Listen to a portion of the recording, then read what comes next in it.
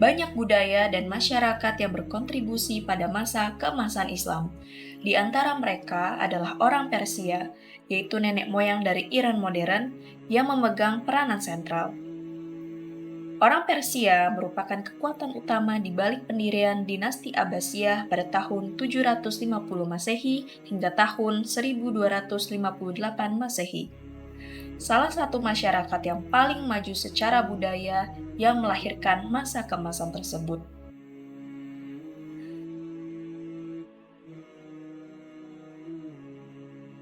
Zaman keemasan Islam, bagaimanapun, bukanlah semata-mata hasil dari pencapaian Islam itu sendiri.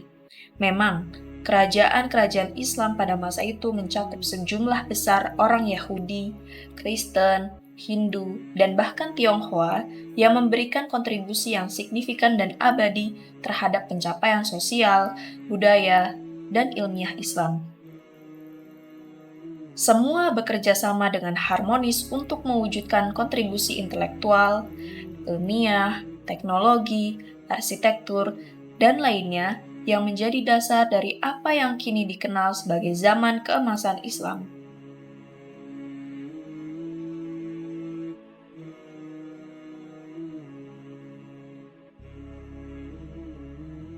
Dinasti-dinasti yang membentuk perkembangan kemajuan Islam. 1. Dinasti Abbasiyah di Baghdad tahun 750 Masehi sampai 1258 Masehi. Islam berkembang pesat dari Arabia ke wilayah-wilayah lain di Afrika Utara, Asia Tengah, dan pada akhirnya ke semenanjung Iberia di Eropa Selatan. Sebagai contoh, pada tahun 636 Masehi, pasukan Muslim menguasai Suriah dan setahun kemudian tiba di Persia dan menguasainya. Sementara itu, pasukan Muslim mencapai Yerusalem, dan Khalifah Umar sendiri berpergian ke sana untuk menerima kunci kota suci Yerusalem. Ia menyusun perjanjian terkenal, yang juga disebut Perjanjian Umar atau Al-Huda Al-Umariyah, yang memberikan perdamaian, perlindungan, dan kebebasan bagi semua agama dan penduduk kota. 4 tahun kemudian, pasukan Muslim mengepung lalu memasuki Alexandria di Mesir, yang pada akhirnya terbukti menjadi kota kunci dari seluruh kekaisaran Bizantium pada tahun 330 Masehi sampai 1453 Masehi. Kekhalifahan Abbasiyah dibangun di atas warisan militer, budaya, dan administratif Kekhalifahan Umayyah.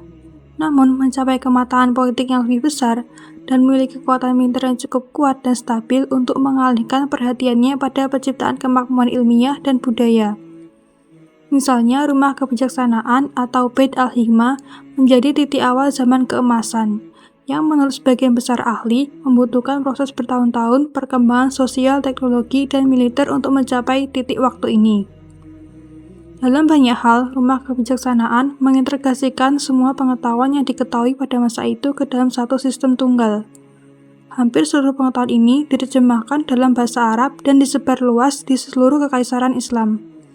Oleh karena itu, Rumah Kebijaksanaan, sebuah institusi yang kini telah lenyap, berfungsi sebagai perpustakaan dan pusat penulisan, gudang pengetahuan dari berbagai wilayah dunia, pusat terjemahan utama, serta lembaga pendidikan yang karakternya belum pernah disamai oleh negara-negara timur maupun barat. 2. Dinasti Fatimiyah di Kairo tahun 909 Masehi sampai 1171 Masehi. Dinasti Fatimiyah memberikan kontribusi besar pada zaman keemasan, seperti dinasti Abbasiyah untuk memperoleh legitimasi. Mereka mengklaim hubungan kekerabatan dengan Nabi Muhammad sebagai putrinya, Fatimah, yang menjadi nama dinasti mereka. Dinasti Fatimiyah menganut keyakinan Syiah. Beberapa sejarawan mendukung klaim ini, terutama Ibnu Khaldun. Fatimiyah mengalahkan Aglamiyah pada tahun 909 Masehi dan mengangkat Ubaidullah sebagai khalifah. Pada tahun yang sama, mereka mendirikan kota Madyah di Tunisia sebagai ibu kota mereka, memperkuat kekuasaan mereka di Laut Mediterania untuk mencapai dan menguasai Sisilia dari tahun 910 Masehi hingga 969 Masehi. Kemudian mereka berusaha menaklukkan Mesir beberapa kali, yaitu pada tahun 913 Masehi, 919 Masehi, dan 925 Masehi. Mereka akhirnya berhasil mendirikan Kairo sebagai ibu kota pada tahun 969 Masehi, ketika Jenderal Jahat mengalahkan Iksistis di Mesir sehingga Mesir menjadi pusat politik, budaya, dan agama seluruh negara. Perpustakaan yang didirikan oleh Fatimiyah di Kairo berdasarkan model Baghdad menjadi perpustakaan terpenting di dunia Islam. Pada tahun 970 Masehi, Fatimiyah menguasai kota-kota suci Mekah dan Madinah serta melakukan penaklukan yang sulit di Suriah. 3. Dinasti Umayyah di Cordoba tahun 929 Masehi sampai 1031 Masehi. Kekhalifahan Umayyah di Andalus merupakan negara ketiga yang menandai masa keemasan. Pemerintahan mereka ditandai dengan perluasan perdagangan dan budaya, serta membangun banyak karya arsitektur besar Al-Andalus termasuk Masjid Agung Cordoba. Pada Januari 929 Masehi, Abdurrahman III mengumumkan dirinya sebagai Khalifah Cordoba, pemimpin agama tertinggi umat muslim di Spanyol, menggantikan gelar aslinya sebagai Emir Cordoba. Meskipun posisinya sebagai khalifah tidak diakui di luar Spanyol, secara internal, Umayyah Spanyol menganggap diri mereka lebih dekat dengan Nabi, dan karenanya lebih sah sebagai penguasa daripada Abbasiyah. Oleh karena itu, Abdurrahman III memutuskan untuk mengakhiri hubungan terakhir dengan Masrek. Dia menyatukan Al-Andalus dan mengendalikan kerajaan-kerajaan Kristen di utara, kadang-kadang dengan paksa dan kadang-kadang melalui diplomasi, serta menghentikan kemajuan Fatimiyah ke wilayah khalifah. Pada saat yang sama, perdagangan dan hubungan budaya dengan timur tetap aktif, dan hubungan diplomatik dengan Bizantium jelas menunjukkan kekuatan dan prestis kekhalifahan Umayyah. Namun, melemahnya pengaruh timur menghasilkan peradaban baru yang khas, di mana tradisi Arab klasik dipadukan dengan tradisi Barat.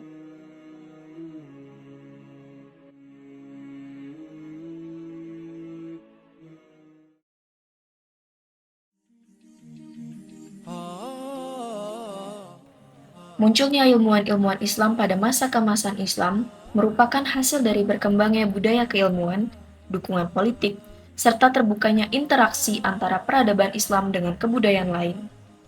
Pada abad ke-8 hingga ke-14, dunia Islam menjadi pusat pengetahuan global yang melahirkan banyak ilmuwan besar di berbagai bidang. Lingkungan intelektual yang terbuka, toleran, dan multikultural membuat para ilmuwan Islam mampu menghasilkan karya besar yang melampaui pengetahuan sebelumnya. Mereka tidak hanya menyalin ilmu, tetapi juga mengembangkan teori baru, menyempurnakan metode ilmiah, serta melakukan eksperimen secara sistematis. Beberapa tokoh ilmuwan yang lahir pada masa ini antara lain Al-Khwarizmi, seorang matematikawan yang juga menjadi perintis aljabar dan sistem angka desimal. Ibnu Sina, seorang ahli dalam bidang kedokteran, sekaligus penulis dari The Canon of Medicine yang menjadi rujukan dunia selama berabad-abad. Ibnu Al-Haytham, seorang fisikawan yang menjadi pelopor metode ilmiah modern dan teori penglihatan. Ar-Razi, seorang penemu perbedaan antara cacar dan campak, serta peneliti kimia awal. Al-Biruni, seorang ahli astronomi, mengukur keliling bumi dengan akurasi tinggi.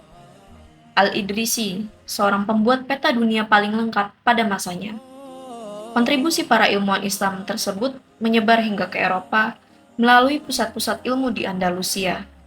Karya-karya mereka diterjemahkan ke dalam bahasa Latin dan menjadi fondasi perkembangan sains modern pada masa Renaissance. Dengan demikian, kemunculan ilmuwan-ilmuwan Islam bukan hanya penting bagi peradaban Islam, tetapi juga memberikan pengaruh besar terhadap perkembangan pengetahuan dunia.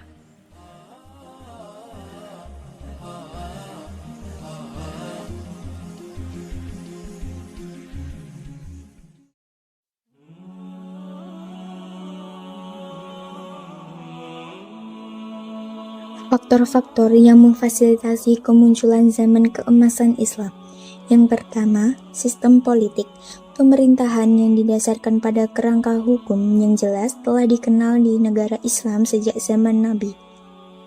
Misalnya, suatu bentuk konstitusi disusun oleh Nabi Muhammad di Madinah sebagai perjanjian formal untuk mendefinisikan dengan jelas hak dan tanggung jawab sebagai komunitas etnis dan agama. Kedua, ekonomi pada masa keemasan Islam. Dinasti Umayyah dan Abbasiyah menciptakan zona pertukaran perdagangan dan komunikasi yang membentang dari India hingga Iberia. Perdagangan di sepanjang zona ini berfungsi sebagai stimulus ekonomi yang kuat bagi baik pedesaan maupun kota-kota di negara-negara awal dengan populasi mayoritas Muslim. Perjalanan dan komunikasi di negara-negara Islam juga mendorong eksperimen dengan metode pertanian. Para petani memperhatikan dengan cermat metode irigasi, pemupukan, rotasi tanaman, dan sejenisnya, serta mereka mencatat temuan mereka dalam ratusan manual pertanian. Salinan-salinan karya ini masih tersimpan dalam sejumlah manuskrip yang beredar luas di seluruh negara-negara Islam. Peningkatan produksi pertanian berkontribusi pada pertumbuhan pesat kota-kota di seluruh negara-negara Islam, mulai dari India hingga Spanyol. Dan yang terakhir, bahasa dan pendidikan. Arab adalah bahasa Al-Quran dan bahasa bagi semua Muslim, meskipun mayoritas Muslim tidak memahami atau dapat menulis bahasa Arab, sama halnya dengan mayoritas Katolik yang tidak memahami atau dapat berbicara dalam bahasa Latin, bahasa resmi gereja selama lebih dari 1.500 tahun. Bahasa Arab termasuk dalam kelompok bahasa Semit, seperti bahasa Venesia, Aram, Ibrani, dan Ugarit. Tetapi bahasa Arab adalah satu-satunya anggota yang masih bertahan dari kelompok dialek Arab Utara kuno, seperti yang tercatat dalam prasasti Arab pra-Islam yang berasal dari abad keempat. Bahasa Arab ditulis dengan alfabet Arab, yang merupakan skrip abjad yang ditulis dari kanan ke kiri. Dengan penyebaran Islam, Arab menjadi bahasa utama dalam bidang ilmu, pengetahuan, dan ibadah agama.